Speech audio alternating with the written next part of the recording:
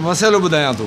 को माण्हू जेकॾहिं तलाक जे लफ़्ज़ खे मुतक़रर करे थो त उहा हिकिड़ी आहे, बशर्ते तक़रर हुजे न हुनजो। तअद्दुद हूंदो त पोइ हिकिड़ी न थींदी, तक़रर हूंदो त हिकिड़ी थींदी। हिकिड़ो माण्हू मसइलो जीअं साईं जन बाबा साईं जन अजीब हिकिड़ो मिसाल ॾींदा, इन जो हिकिड़ी अजीब मिसाल ॾींदा।